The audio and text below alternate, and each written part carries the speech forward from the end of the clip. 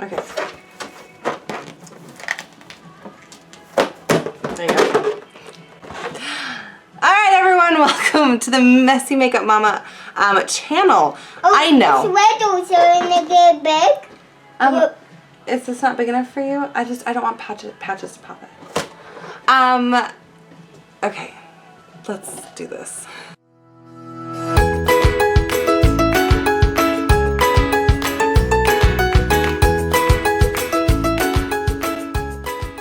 Hello and welcome to the Messy Makeup Mama channel. I'm so excited to be with you. I know, it's been like a hot second, like, 4 months to be exact. Where did I go? Well, we are expecting our third child. No, we'll throw that away. And I was so sick in the first trimester, I wasn't able to do anything, but I am well into my second trimester now, and I am finally feeling a little bit more like myself, actually like a lot more like myself. So I am so excited to be with you. Since the last time I saw you, I've chopped off all my hair and I'm wearing glasses now, except for they really reflect bad. If any of you guys have any tips on how to like wear glasses while like videoing, let me know, because it's weird. Because of how my life is right now, children are going to be interrupting me, bringing me sheep and balloons and whatever else. So that's just the part of the messiness of the Messy Makeup Mama, right? Just part of the channel. So here we are. I'm super excited about today's topic. Today I want to talk to you about the first year of marriage and just some things that I learned about the first year of marriage and just some things that hopefully will help all of you newlyweds. Now, I also just want to say though, if you are not in your first year of marriage, there are some tips and things that I believe will help everyone no matter what stage of marriage that you are in. So I'm really excited, so let's just go ahead and dive into this. Within 1 week of marriage, I quickly realized, wow, we have a lot of growing to do. I could literally feel the distance between us, and it was really overwhelming and daunting, to be completely honest. And I think that my first tip and my first encouragement for newlyweds is it's okay. That is okay, and it's honestly that's just how it is. You are combining 2 lives, 2 people as one, and that doesn't happen at the altar, unfortunately. It is a process and it's gonna take time, and as long as you both are committed to that process and changing and growing and pursuing each other after the altar, you're gonna make it. You're gonna be okay, I promise. Along with the realization of, wow, we have a lot of growing to do, comes, at least for me, that feeling of overwhelm and kind of like confusion. Where's my honeymoon bliss? It's not here, folks. So I've come up with the following steps to help you in the process of growing and that process of honestly just becoming one. So step number 1, realizing that it is a process. It's gonna take time, and it's okay. It's okay that it takes time. It's okay that it's a process. It doesn't happen overnight. Don't put that pressure on yourself. Give your guys some grace. It's a learning curve. Marriage is a learning curve, and that is okay. There is nothing wrong with you. Can I just say that? There is nothing wrong with you and your spouse with the fact that, wow, we have some growing up to do. That is okay. And taking personal responsibility in that. Taking the personal responsibility of realizing, okay, I need to grow and I need to change and become the best person that I can be in this marriage.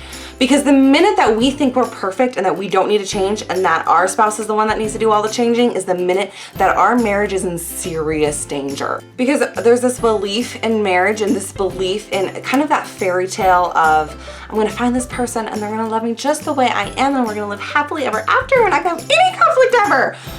It's so, well, first of all, not true, but also just that belief of they need to accept me just the way I am and I don't need to change is dangerous. Now, there is some truth to it. Our spouse should love us for the way we are. I mean, there's that, you're in a toxic relationship when that person's constantly trying to change you and tell you you need to, dye your hair and you'd be prettier, or if you would just lose 50 pounds, I would love you more. See, that's where we need to be accepted for who we are, right? But that doesn't translate to everything, honestly. If you are selfish, and don't think about anybody else other than yourself, that needs to change, right? Do you see the difference there? But the idea of I shouldn't have to change it all to be married is so dangerous, and that's where you guys will get stuck and hit a wall. And And that's where you're not gonna grow. And if you're not gonna grow, your marriage isn't going to change. And that's scary. Tip number 2, pray for your spouse. Now, before you like roll your eyes at me, I feel you. When I was in it with my husband and we were going through a major crisis, that is the last thing I wanted to hear, okay? But hear me out. Praying for your spouse is so life-changing for you and for your spouse. I have story after story of God showing up in my marriage, and I can't wait to be able to share those stories with you. I'm going to someday, but because especially I'm going to share from the wife's perspective. We want to change our husband. We want to make them who we would like them to be, and that then can translate into us being their moms. And let me tell you, your husband does not want you to be their mom, his mom, because they're going to fight against that, and then it's just conflict after conflict, and you don't want to be their mom. You really don't. So praying for your spouse, you know, seeing if you have a, you know, praying about it, that doesn't mean we just roll over and become a rug, right? If there is something happening in your marriage and you see it, and you know that a change needs to happen in your spouse, first of all, see how you can change and grow. Pray for your spouse in that specific thing. Pray hard, fight for them in the heavenlies. But then say, hey, here's my standard, and I'm gonna wait for you to meet me here, right? I'm not gonna let you talk to me disrespectfully. I'm not gonna, you know, you're setting boundaries, but you're not being their mom. We have to remember, as Christians, there is a battle for our spouse's soul, and there is a battle for our marriage, because Satan doesn't want us to have a godly home. He doesn't want us to have a successful marriage. He has come to steal, kill, and destroy, and he's going to be doing everything in his power to do just that. And we need to be aware of that. And remember, it is not you against your spouse. It is you against everything else. So when everything is going down and you're in that midst of an argument or a fight, maybe your spouse is going through something really hard, really difficult. It could be depression, it could be addiction, like something as simple as, you know, something at work or whatever. Praying for them and fighting for them, seriously, you're going to be blown away by the results. Let God deal with your spouse. I promise you it works. Okay, tip number 3. Oh, I could do a whole video on this, and I probably will, honestly. Pour into your marriage, okay? I think that the danger when we first get married is that we did it. We're married. We should be happy and everything is fine and we're in love and it's amazing. And I mean, whether that lasts for 2 hours or like a month or even a year, you're gonna quickly realize, oh my goodness, something's wrong, something slipped. We're not as close as we used to be. What's going on? And I think we just need to be aware that you need to keep pursuing your spouse. Pursuit does not end at dating or even engagement. That pursuing has to become, I think, even more intentional in marriage, because I think it's so easy to slip into complacency because we're living with them, we see them all the time, and you know, you're living together and sharing the same life, and I think it gets even more difficult to become intentional about pursuing each other. One of the ways you can pour into your marriage is marriage counseling. Just because you're going to marriage counseling or you have a counselor does not mean there's something wrong with you, okay? Sometimes you just do it because having that third perspective of like, oh, that's actually what's going on.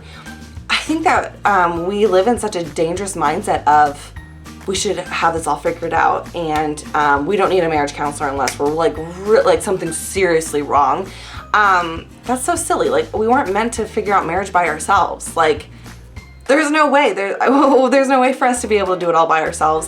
And having that marriage counselor, marriage therapist, or even a close mentor, a marriage mentor, is really gonna just help you have another perspective on how to see things and how they can look at your marriage and be like, oh, here's where you can grow and here's how you can grow. They can give such tangible steps on how to grow so that you don't get caught in that crazy cycle of, he did this, I did that, we fought, it didn't get resolved, we just forgot about it and moved on, and now I'm resentful.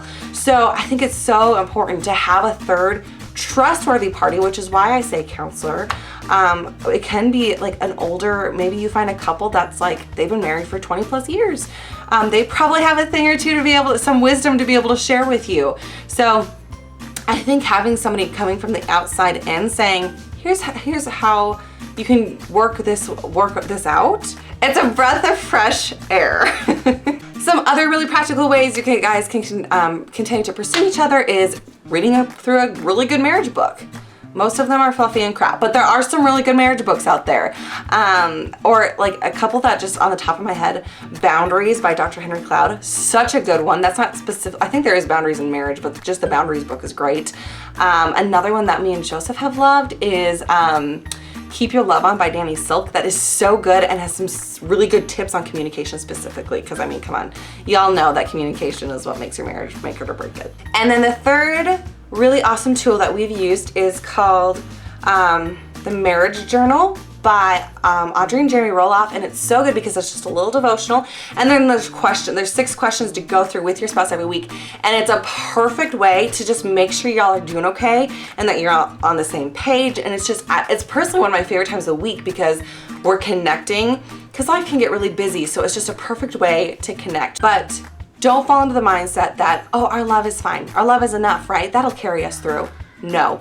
You have to choose to love your spouse every day. It is a choice, and pouring into your marriage is gonna help you choose love every day. Okay, and finally, my last tip, stay humble.